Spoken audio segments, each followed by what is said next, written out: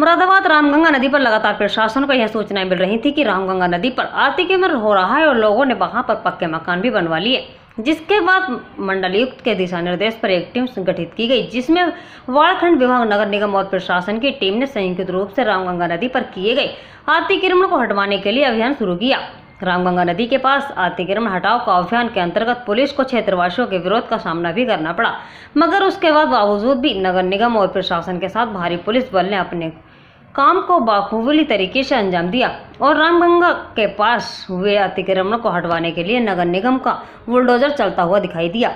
मुरादाबाद के थाना नागफनी के नवाबपुरा पर पहुंच नगर निगम और वाड़खंड विभाग टीम के साथ भारी पुलिस बल ने अतिक्रमण हटाओ अभियान की शुरुआत की, जिसके बाद रामनंदन नदी पर किए गए अतिक्रमण को हटाने के लिए काम किया गया। रहन सहन के साथ लोगों ने रोजगार के कारखाने भी चालू कर रखे थे, जिसके बाद वाड़खंड विभाग और नगर निगम की टीम ने बुलडोजर चलवाकर रामगंगा नदी के पास किए गए अतिक्रमण को हटवाकर जमीन को कब्जा मुक्त कराया।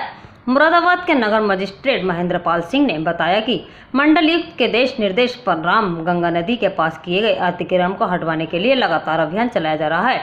अभियान की शुरुआत मुरादाबाद के थाना सिविल लाइन क्षेत्र अंतर्गत चक्कर की मिलक से की गई थी। धीरे धीरे अभियान सभी थाना क्षेत्रों में चलाया जा रहा है, जहां पर रामगंगा नदी के पास लोगों ने अतिक्रमण कर रखा है।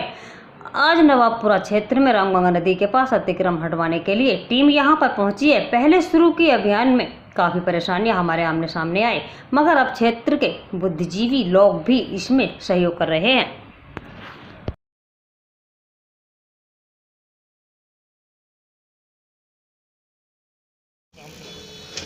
मुरादाबाद के थाना नागफनी क्षेत्र के अंतर्गत हम लोग नवाबपुरा क्षेत्र में रामगंगा नदी किनारे इस समय मौजूद हैं। यहाँ पर पूर्व में लोगों को शिकायत प्राप्त हुई थी पूर्व के लोगों के द्वारा कि यहाँ पर रामगंगा नदी किनारे लोगों के द्वारा अवैध अतिक्रमण किया जा रहा है। इसके अलावा जनपद में अन्य स्थानों पर भी इस प्रकार की शिकायतें प्राप्त हो रही थी। इसके चलते माननीय मंडलायुक्त महोदय के माध्यम से एक कमेटी गठित की गई, जिसमें सभी डिपार्टमेंट के लोगों को इसमें सहभागिता की गई और निर्णय ये लिया गया कि इसमें जो भी अवैध अतिक्रमण है उनको वहाँ से ध्वस्तीकरण की उनकी कार्रवाई की जाए। उसी क्रम में हम लोग यहाँ पर आज ध्वस्तीकरण में उपस्थित हैं। कुछ लोगों ने पक्का निर्माण भी कर रखा है यहाँ पर। जी हाँ, आप लोगों को जैसा पूर्व में अवगत है कि चक्कर की मिलक में हम लोग सबसे पहले कार्यक्रम इस तरीके के ध्वस्तीकरण का कार्यक्रम किया था।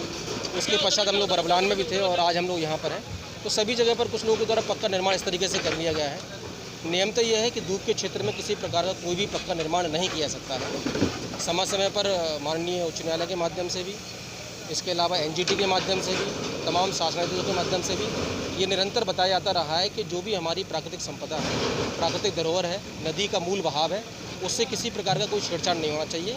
अगर उस पर किसी के द्वारा अगर अवैध अतिक्रमण किया जाता है तो नियमतः उसमें ध्वस्तीकरण की कार्रवाई होनी चाहिए। आगे भी अभियान जारी रहेगा? निश्चित तौर पर जारी रहेगा। हम लोग लगातार आज तीसरी बार हम लोग ये अभियान चलाया हम लोगों ने। इससे पहले हम लोग फरवरी में भी अभियान चलाया था और आगे भी इस तरीके से अतिक्रमण होते चले जाएंगे तो हम लोग कार्रवाई करते रहेंगे। फिलहाल अभी हम लोगों ने जो जगह चिन्हित कर रखी है उस जगह पर हम लोग इस तरीके के अतिक्रमण की कार्रवाई कर रहे हैं। अतिक्रमण अभियान में कुछ लोग बाधा बन रहे हैं तो उनके खिलाफ मुकदमे जैसी कार्रवाई?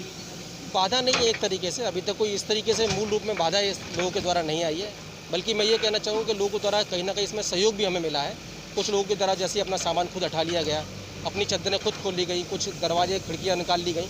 तो इस तरीके से लोगों का सहयोग यहाँ पर मिला है हमें और लोगों के सहयोग से ही हम लोग इतना बड़ा काम यहाँ कर रहे हैं।